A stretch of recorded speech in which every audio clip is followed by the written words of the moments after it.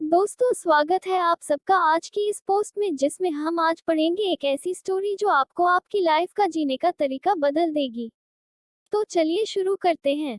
तो कहानी शुरू होती है कि एक राजा ने भगवान का एक सुंदर मंदिर बनवाया और उसमें एक पुजारी को पूजा करने के लिए रखा। काफी समय बीत गया, राजा की भी उम्र हो गई थी और पुजारी की भी उम्र हो चली थी। लेकिन राजा का एक नियम था कि वो हर सुबह अपने सैनिक के साथ एक फूलों की माला भिजवाया करता था और उस माला को पुजारी जी भगवान श्री कृष्ण को चढ़ाया करते थे। उसके बाद जब राजा भगवान के दर्शन करने आया करते थे, तब पंडित जी उस माला को भगवान के गले से निकाल कर राजा के गले में डाल दिया करते थे। ये लगभग रोज की दिनचर्या बन गई थी। पुजारी जी बूढ़े हो चले थे और राजा भी बूढ़े हो चले थे। एक दिन राजा की तबीयत खराब हो जाती है, तो राजा ने माला सिपाही के हाथ भिजवाते हुए सिपाही से कहा कि पंडित जी कहना कि आज हमारी तबीयत ठीक नहीं है, तो आज हम आ नहीं पाएंगे, तो आज हमारा इंतजार न करें। उसके बाद सिपाही ने माला जाकर पुजारी जी को दे दी और सारी बात पंडित जी को बताई। पंडित जी ने भी माला को श्री कृष्ण को चढ़ा दी। तो उसके बाद पंडित जी ने सोचा कि इतने साल गुजर गए कि भगवान की इस माला को हमेशा राजा जी को ही पहनाई है, लेकिन आज तक मैंने कभी इस माला को कभी खुद नहीं पहना। तो हो सकता है कि जरूर यह प्रभु की इच्छा है कि इतने सालों में आज मौका मिला है कि प्रभु की इस माला को मैं अपने गले में पहन पाऊं। तो ये तो परंपरा ही थी कि प्रभु की वह माला तो निकलती ही थी, तो इस बार पंडित जी ने वह माला अपने गले में डाल ली। लेकिन तभी सिपाही दौड़ते हुए आया और बोला कि महाराज को वहां कुछ ठीक नहीं लग रहा है, तो राजा साहब मंदिर की तरह ही आ रहे हैं, आप तैयारी करना शुरू कीजिए। राजा को लगा कि इतने सालों से बनी हुई परंपरा कहीं टूट न जाए, इसीलिए वह मंदिर की ओर आने लगे। जैसे ही पंडित जी ने ये सुना, उन्होंने तुरंत माला गले से निकल और भगवान को पहना दी। घबराहट में पंडित जी समझ नहीं पाए कि उन्होंने क्या गलती कर दी है।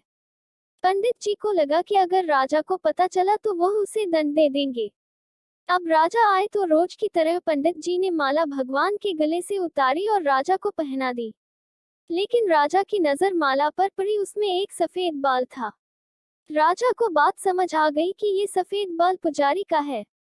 राजा ने पुजारी से पूछा कि क्या इस माला को आपने पहना था? ये सफेद बाल कहाँ से आया? तो पंडित जी डर गए और डर के मारे बोल दिया कि यह सफेद बाल तो श्री कृष्ण का है, भगवान का है।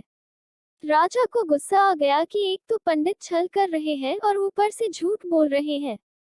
राजा ने थोड़ा गुस्से में आकर पूछा कि कृष्ण जी के कब से सफेद बाल हो गए? ठीक है, कोई नहीं, मैं कल श्रृंगार के समय आऊंगा, तब देखूंगा कि श्री कृष्ण के बाल सफेद हैं या नहीं। और याद रखना पंडित, अगर बाल काले निकले, सफेद नहीं निकले, तो कल के कल आपको इस छल के लिए मृत्यु दंड दिया जाएगा। और राजा गुस्से में तमतमाते हुए वह से चले गए। और इधर पंडित जी को अपनी मृत्यु नजर आने लगी थी। वो श्री कृष्ण के आगे दंडवत कर लेट गए और बोले कि प्रभु मुझे क्षमा कर दीजिए, मैं लोभ में आ गया था, मुझे लगा यह माला मुझे भी पहननी चाहिए, मुझे बचा लीजिए प्रभु, नहीं तो कल राजा के हाथों मेरी मौत निश्चित है। पंडित पूरी रात भगवान से विनती करते रहे, रोते रहे, प्रार्थना करते रहे कि प्रभु मुझे बचा लीजिए।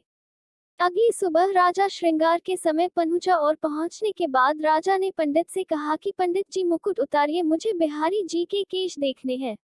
पंडित जी ने डरते डरते मुकुट उतरा और जैसे ही मुकुट उतरा, राजा चौंक गया। श्री कृष्ण की मूर्ति के बाल सफेद थे।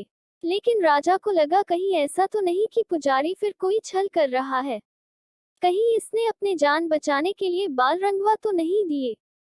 तो बाल की जांच करने के लिए वो बाल तोड़ने लगे और जैसे ही राजा ने बाल तोड़े, मूर्ति में से खून बहने लगा।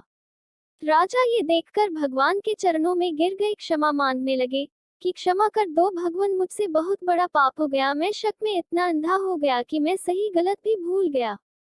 तभी मूर्ति में से आवाज आई कि राजा, तुमने मुझे सिर्फ मूर्ति माना, इसीलिए मैं आज से तुम्हारे लिए सिर्फ मूर्ति हूँ।